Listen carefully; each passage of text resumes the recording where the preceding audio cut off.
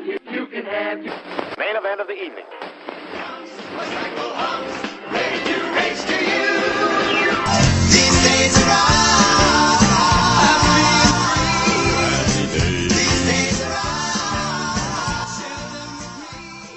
Hello and welcome to These Days Are Ours, a Happy Days podcast. I'm Peter. And I'm Joe. And today, we'll be discussing episode 4 of season 4, A Mind of His Own. Okay, Peter, tell us what happens in A Mind of His Own.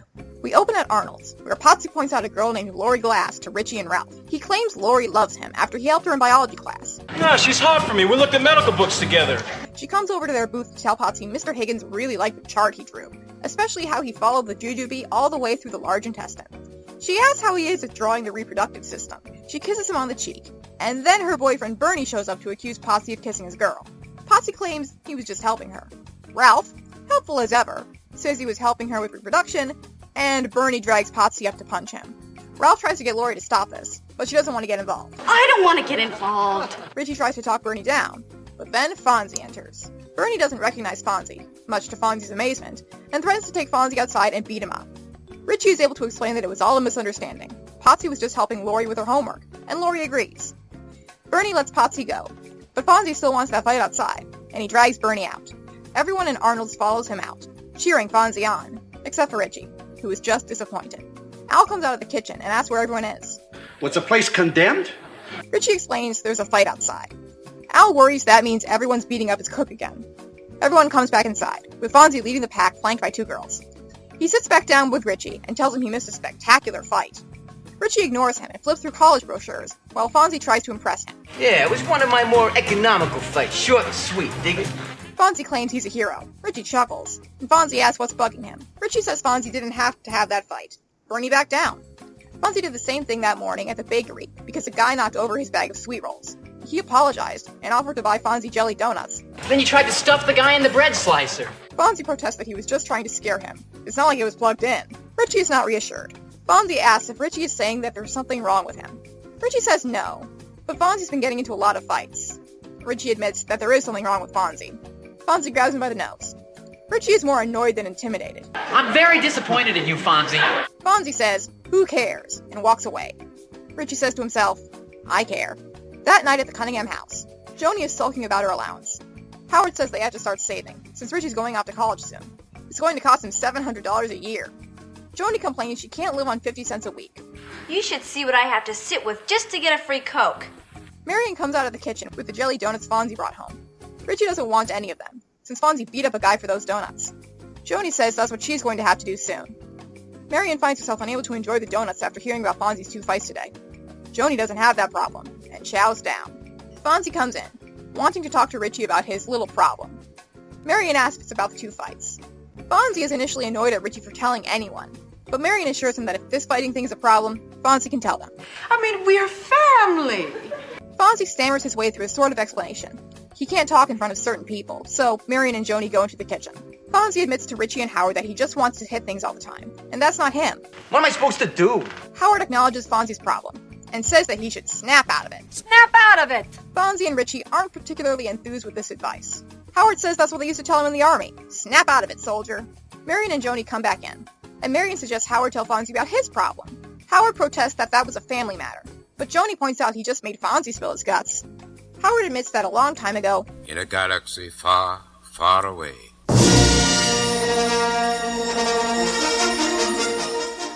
he had this terrible problem where he just couldn't get enough to eat.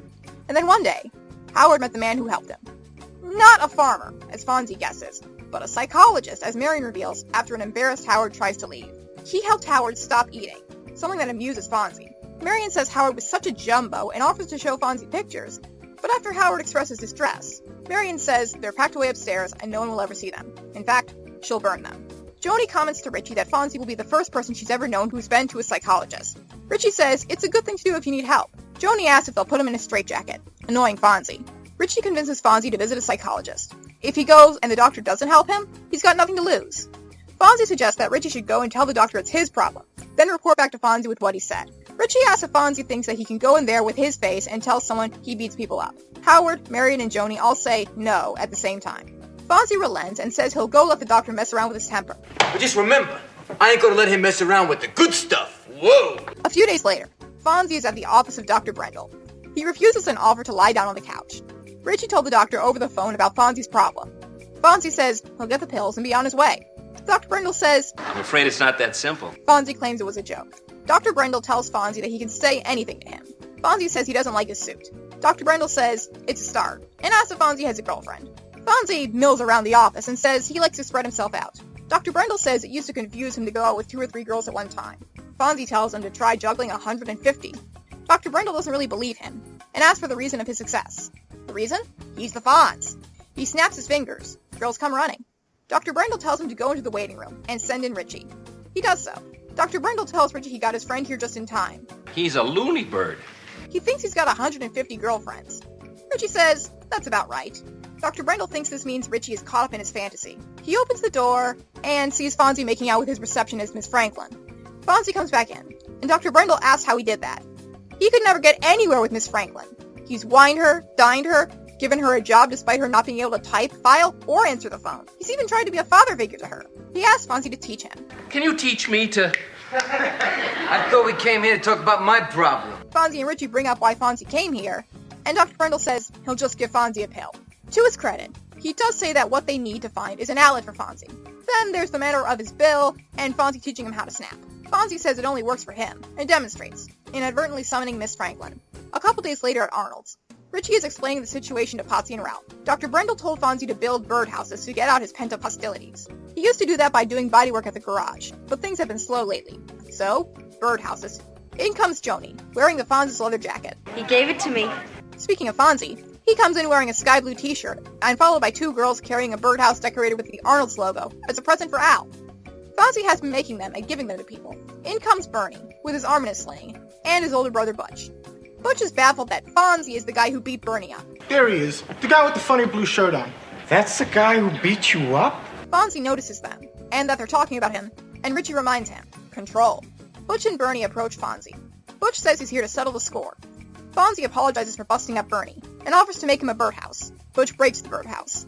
Fonzie, despite visibly being on the brink of losing his temper, It's alright, I just got a pinched nerve. reminds himself that he has a date with the Pulaski twins later. He made them a set of matching birdhouses. He walks away with a pained expression. A week later at the Cunningham house, Fonzie comes in declaring he's got it down to a science. He can build a birdhouse in 5 minutes. As he hammers, Howard tries to talk to him.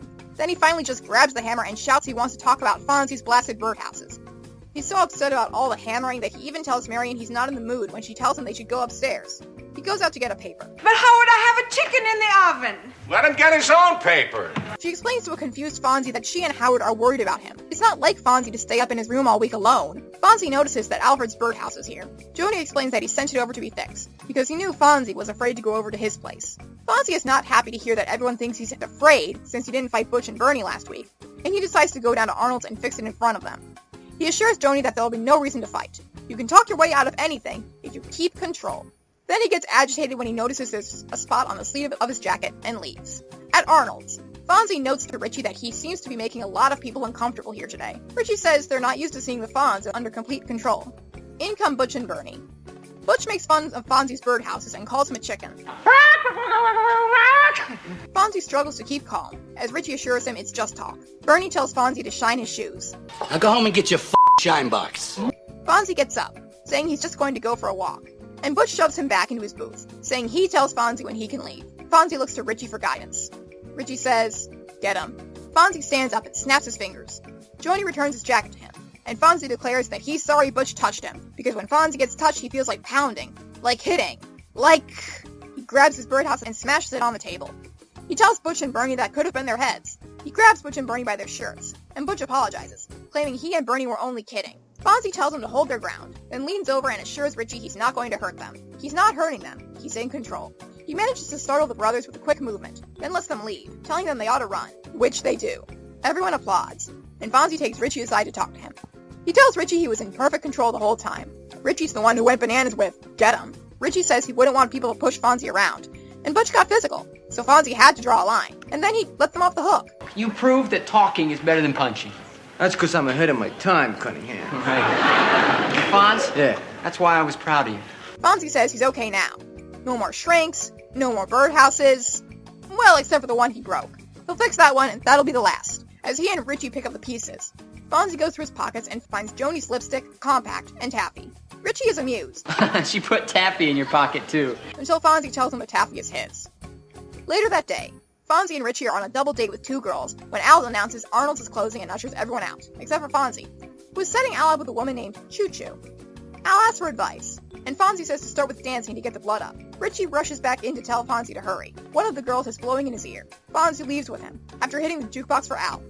I'm Walkin' plays, and Al and Choo Choo dance as Al says he hopes Choo Choo is Italian. Thank you, Peter. That was A Mind of His Own, which first aired back on October 5th, 1976. That night, Happy Days was the lead into a brand new Laverne and Shirley in which the girls volunteer at a hospital. Over on NBC, Robert Conrad feels that a new member of his squadron is a jinx on a brand new episode of Baa Black Sheep. And on CBS, Tony Orlando welcomed Freddie Prinze with musical guests England Dan and John Ford Coley. A Mind of His Own was directed by Jerry Paris and it was written by Jack Winter. This was his third and final Happy Days script. He'd previously written Because She's There and In the Name of Love. Jack went on to be both a writer and a director on Laverne and Shirley. As for guest stars this week, I think the main one who gets the most screen time is Bill Idelson as Dr. Brendel. Bill had successful careers as both a writer and character actor in television. He worked mostly in the 60s and 70s, but he was active from the late 40s until the 2000s. On Happy Days alone, Bill had previously written Get a Job and Guess Who's Coming to Christmas. As an actor, Bill was seen on Dragnet, Perry Mason, The Twilight Zone, and more, but classic TV fans, you probably know him best as Herman Glimsher, the nerdy boyfriend of Sally Rogers on The Dick Van Dyke Show.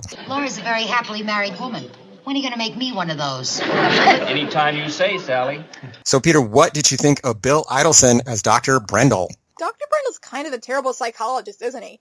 Oh, yeah, he's bad at his job, for sure. I mean, the first thing he tells Richie after his first conversation with Fonzie is to call Fonzie a loony burr, which feels like a really awful thing to say if you are a mental health professional. And then we find out that he's been trying to hook up with his secretary for the entire time that he's employed her, and also that he only hired her because he wants to sleep with her. Also, he apparently thought that trying to be a father figure would help him get into her pants. The more you think about what he says, the more disturbing it actually is. And it gives you a portrait into this seemingly very bland and pleasant doctor who actually has a lot of twisted stuff going on underneath the surface. I thought that Idelson's performance was very good, even if I thought the character was kind of loathsome. It shows how casting can change a part because Bill Idelson is such a friendly and innocuous performer that he makes even Dr. Brendel sort of palatable. Imagine if they'd brought in Michael Pataki from Fonzie Loves Pinky to play this part. It would have been a very, very different episode. So, yes. Speaking of the Malachi brothers, we have a couple of thugs this week who are brothers as well. We have Gary Springer as Bernie and Larry Golden as his brother Butch. In the 70s, Gary Springer appeared in such films as Dog Day Afternoon and Jaws 2. Now, just when you thought it was safe to go back in the water, the legend continues. He's an entertainment publicist now. Larry Golden made appearances on Little House on the Prairie, Charlie's Angels, and Bonanza in a career that lasted from the early 70s to the late 80s. So what did you think of our thugs, Bernie and Butch? Were you also distracted by how much Butch looks like John Lithgow? You know, I'm in it for making people laugh, cry, and scream as loud as they can. I didn't notice, but I will now. Yeah, they've just got very similar facial shapes. But in all seriousness, I thought that they were both very fun. They were both kind of craven, and they were picking on Fonzie. Building any dollhouses lately? Then as soon as it looked like he was going to fight back, they backed down and ran away. At the same time, I kind of have to wonder if maybe they were in the right.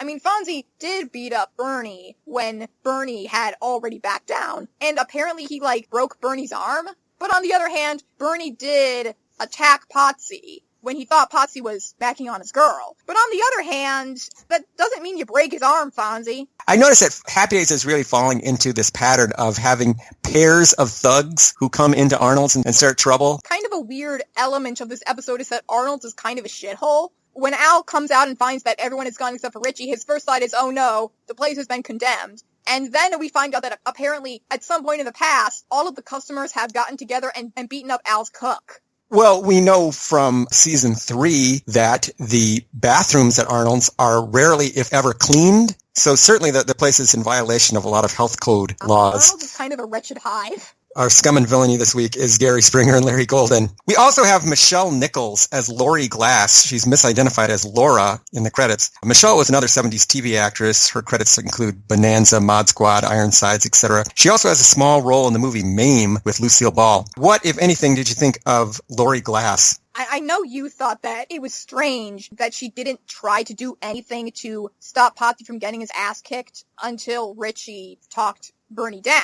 On the other hand, maybe that implies something kind of sinister about Bernie. Like, she sees that he's going to beat this guy up, and she doesn't want to get involved. She doesn't want to put herself in harm's way, which isn't great, but is understandable. Also, why would you go to Potsy for help with schoolwork? He's Potsy. Exactly. I would say that, first off, my theory is that Lori Glass lives for the drama, which is why she's starting all this stuff. And when she says, I don't want to get involved, she says it very theatrically. I don't want to get involved. She did get involved. You walked across Arnold's to go kiss Potsy or blow in his ear or whatever the heck she did to him. And you're making kind of a show of it. So, you do want to get involved. You did get involved. This was all your involvement. Like, this is all stemming from stuff that you did. So you think Lori Glass is like this agent of chaos who goes around causing trouble? She was kind of the catalyst for Fonzie ultimately going to Dr. Brendel and the whole birdhouse thing and everything. But on the other hand, we don't see her again after that, so... Well, maybe she got everything she wanted out of this thing at Arnold's. We had that episode, I think, in season 2, where Marcia Brady wants to make her boyfriend jealous, and so she appears to show interest in Richie, and that leads to a big showdown. And so maybe Michelle has the same mindset. We also have one last person, and that's Lynn Benish as Miss Franklin. Lynn was a soap opera actress from New York. She was known for Young and the Restless, One Life to Live, and The Doctors. Did you have any opinions on Lynn Benish as Miss Franklin? Not really. She basically got nothing to do except make out with Fonzie. Does she have any lines, even? Yeah. When Fonzie snaps his fingers and she comes running, I forget exactly what she said, but she did say something. Whoa! Yes? I was just practicing. We have some songs this week. Bird Dog by the Everly Brothers, Tequila by the Champs, Personality, a big hit in 1959 for Lloyd Price, and the episode ends with I'm Walkin' by Fats Domino. Cultural historical references for the week. Jujubes used to be made from an actual fruit called a jujube. It's a type of... I did not know that. I did not either. It's a type of date. Now, however, the candies first sold in the 1850s are made with artificial flavoring. At Arnold's, you can see banners that say Cammerfield and Mandy Boy. This actually turns out to be a reference to Chapter 25 of Jules Verne's Around the World in 80 Days from 1873. Phileas Fogg, in this part of the book, arrives in San Francisco where he sees a political rally taking place. Some people in the crowd are rooting for a candidate named Cammerfield, while others are rooting for Mandy Boy. Richie is going over his college choices this week. Purdue is a public university in West Lafayette, Indiana. That's about 4 hours south of Milwaukee. It's pretty much all highway driving. For your information, Richie, a Boilermaker is a tradesman who manufactures boilers out of steel, iron, or copper. In the 1890s, the local media in Lafayette began comparing Purdue's football team to Boilermakers. The school embraced the label and made it official. Ohio State has a slightly lower acceptance rate than Purdue, 54% compared to 56%. It's a 7.5-hour drive from Milwaukee to Columbus, Ohio.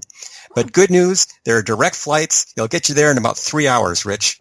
Where does he eventually wind up going to college? Do you know? University of Milwaukee, I believe. Oh, so that's a 0-hour drive from Milwaukee. Howard is reading the November 23rd, 1974 issue of TV Guide. Well, obviously he got that from time traveler Pinky Tuscadero. And there's a mention of Leo Gorcey. You look really cute, like Leo Gorcey with freckles. Leo Gorcey was an actor famous for playing wisecracking New York street punks. He was part of a franchise known as the Dead End Kids, the East Side Kids, and the Bowery Boys. He and the gang appeared in literally dozens of movies, mostly very low budget from the 30s to the 50s. No person shall be held to answer for a capital or otherwise infamous crime unless on a presentment or indictment of a grand jury. Well, I guess we got our rights, huh? Sure, according to that, they can't even hold us here. Poor Leo played a juvenile delinquent until he was nearly 40 when he was fired from the series for being drunk on the set. Huh. Ralph Malph seems very influenced by the Bowery Boys. He would have fit right in with them. So they're all useless? Yeah, basically. Although in some of the movies, Leo Gorcey's character knows how to box. Well, that's something. Other observations, Lori Glass is a very odd young woman. For one thing, she does want Potsy's help with her schoolwork. Terrible idea. But like you said, she's just in it for the drama. She does not actually want Posse's help with schoolwork. No, I guess it was all part of a long con on her part. Fonz is working through some grief after his breakup with Pinky Tuscadero, hence the anger management issues and the rather desperate womanizing. More than usual, Fonz feels the need to prove himself. He even feels the need to prove himself to Richie, to an extent. Like, after the first fight, he's just like, oh, you missed an awesome fight. I was so great. I took him out in like one punch. And Richie's just like, not even remotely impressed. He's just sad that Fonzie feels the need to keep hurting people just to prove himself. This episode makes a lot of sense after Fonzie Loves Pinky Part 3. This is what he would do probably afterwards. He would find all these unhealthy ways to deal with it and getting into fights and playing up his reputation as a ladies' man even more than he does usually. Do you think he was correct in saying that he has around 150 girlfriends? Because Richie says that sounds about right. But, like, can it be? I tried to do the math in my head when he said all that stuff. Like, what does that even mean? Like, I mean, mathematically, you can really probably only have a date with 2 or 3 of them a night. Well, I don't know. A bunch of them are apparently twins. Yeah, I guess so. Oh, God, the twins thing. I don't even know if we want to get into the total twins thing. Do we want to get into it? I don't know, but let's preserve our innocence. Oh, okay. But that's what I thought this episode was about, it was sort of the aftermath of the Pinky Tuscadero incident. Now, Fonzie is the first person Joni has ever known who went to a psychologist. So did You Go to My Head not happen? Season 2, episode 4? Yeah. And, like, Joni knew that Richie went to the psychologist, right? And apparently it's been retconned in that Howard went to a psychologist at one point, and that never came up during You Go to My Head. This is not a show that it's really big on continuity. Jack Winter, when he wrote this one, he didn't go through the Happy Days lore and match it up with other episodes. I think today probably you would. Mm-hmm. You know, if you were writing for a sitcom in its 4th season, you'd be expected to know what happened in seasons 1, 2, and 3. Yeah, but not in the 1970s. Continuity hasn't been invented yet. Speaking of Howard's visit to the psychologist, I thought it was just really, really sad how he bared his soul to Fonzie about his apparent former eating disorder. No matter what I did, I could not get enough food. And Fonzie's response was to make fun of his weight. And then Marion just kind of poured salt in the wound by talking about how Howard used to be such a jumbo and mentioning that they had pictures and offering to show them to Fonzie. Jesus. Well, you have to have thick skin on a show like this. As we talked about, Dr. Brandel is not exactly a great doctor. In fact, he's a terrible doctor. And he's a pretty lousy employer, too. He's creating an extremely creepy workplace environment for Miss Franklin. So does the fact that he was trying to sleep with her before he hired her make it better or worse? Or is it just like a lateral move of creepiness? It's all very creepy and all very upsetting. Oh, Miss Franklin, I hope that I hope you got out of that job. I hope you got a large settlement in a sexual harassment suit. Okay, Rich, go ahead now. What else did the doc say? Well, he told him to build birdhouses. What are you talking about? Why would he tell the Fonz to build birdhouses? Okay, so the Fonz is building birdhouses this week. Who would ever think of such a thing? Only someone who had seen 2 Angry Men. That was season 3, episode 20. Remember that one? In which he built a little house for his birds on the roof of his goddamn apartment. Yeah. This episode has a weird relationship with continuity. They did not pay attention to previous episodes at all. Except he had a whole. Did. Like, I thought that maybe the birdhouse thing was supposed to be a callback. Maybe it was a callback to this, but they're all treating it like it was shocking that Fonz would do something like build birdhouses. And speaking of shocking things that Fonz would do, were blue shirts actually rare in the 1950s? I guess it's just specifically weird for Fonzie, because, like, Richie's wearing a blue and white shirt at the beginning of the episode, and later on, when he sees Dr. Brendel with Fonzie, he's wearing another blue shirt. Somehow when Fonzie wears one, it's like this utterly bizarre avant-garde fashion choice. Wow, a blue shirt! Who would ever think of such a thing? Maybe blue shirts equal wimpiness in the Happy Days universe? That's a nice shirt you got on. Oh, yeah, blue. See, very peaceful. Very peaceful. I think Fonzie had a date with the Pulaski twins last week as well. Maybe it's the same twins. Maybe it's the same date. So your theory is that Fonzie waited a couple of weeks after Pinky left for a date with the Pulaski twins because he just ended his engagement and he's secretly bummed about it, even if he doesn't want to be? Right. He's postponing that date, a respectable period of mourning after the end of his engagement before he goes out with those Pulaski twins. Speaking of dates, Fonzie sets Al up with someone named Choo Choo. This actress is uncredited, and I don't think we ever get her backstory, but I would be really interested to hear it. I want to know about Choo Choo. I want to know who played Choo Choo. I want to know who this woman was, how she got that nickname. She's a real good dancer. She is a great dancer, which you'd think would name her Cha-Cha then, but she's Choo Choo. Maybe she's really big on trains. possibly? You see, there's already these questions pop up about this woman. If there's one thing that the movie Cats has taught me, it's that trains and dancing go hand in hand. I think Choo Choo is a very, very interesting character. I kind of want to know who this woman was and what happens to her. And I thought it was just unfair that Miss Franklin, the receptionist, gets a credit and Choo Choo doesn't. I guess the justification was that Miss Franklin did have the one line. That's part of the hierarchy of television, having a line versus not having a line. But I think Choo Choo makes a memorable contribution to the episode. And speaking of memorable contributions to the episode, what were the great Happy Days fashions of the week? My favorite look was, without a doubt, what Richie was wearing when he went to see Dr. Brendel with Fonzie. He's wearing this blue shirt with an incredibly pointed out collar and a black blazer. Like, the first thing I thought when I saw it was, wow, this was made in the 1970s. A lot of the time, the clothes on Happy Days, usually for the background people, are things that are clearly made in the 1970s. But it's rare to see one of the main characters, especially Richie, wearing something that looks kind of 70s. And of course, there's Fonzie's decision to just wear the blue t-shirt with no jacket, which showed off the fact that Henry Winkler has very skinny arms. Like, they're just like little noodles. Well, that's why he wears the leather jacket. It completes the look. But I thought Joni was rocking the leather jacket pretty good this week. I thought that was a good look for her. So did you have any other observations that you wanted to make about A Mind of His Own? Richie's a really good friend in this episode. Like, throughout the episode, he's willing to call Fonzie out when he goes too far, but at the same time, he's also understanding of and supportive of Fonzie. He understands that Fonzie is going through something very troubling, and he wants to help Fonzie get better. That's why him telling Fonzie he's proud of him at the end is such a great moment.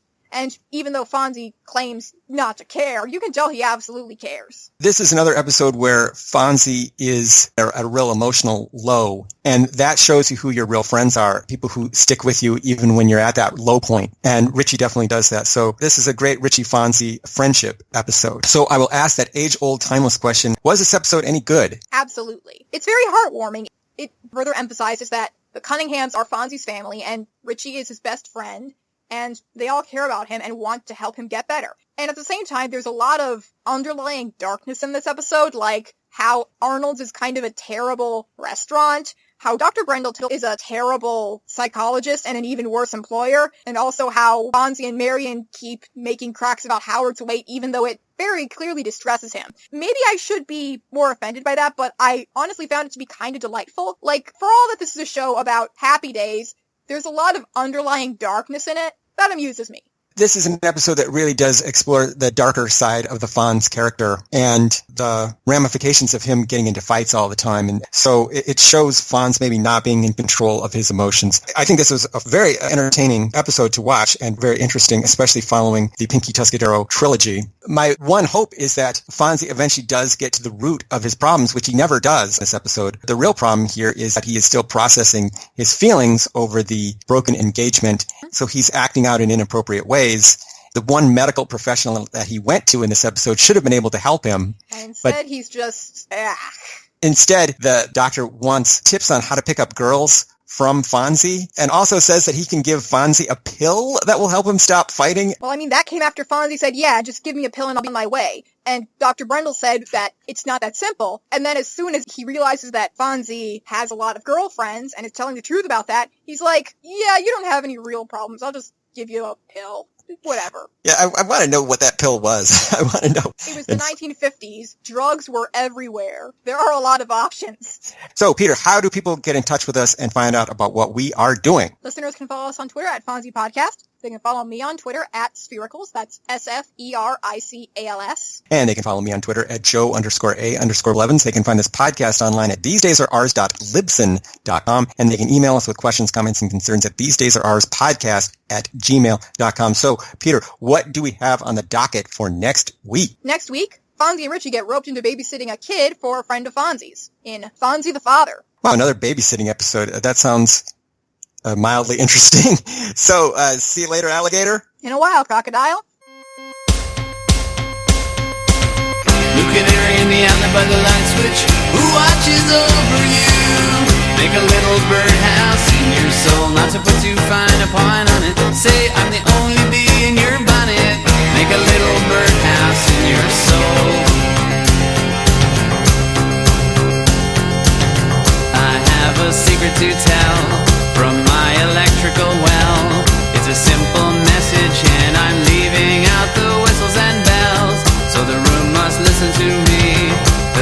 answer vigilantly. My name is Blue Canary, one note spelled L-I-T-E. My story's infinite, like the Longines Symphony. It doesn't rest. Blue Canary in the outlet by the light switch, who watches over you. Make a little birdhouse in your soul, not to put too fine a pine on it. Say I'm the only bee in your bonnet. Make a little birdhouse in your soul. Get 'em.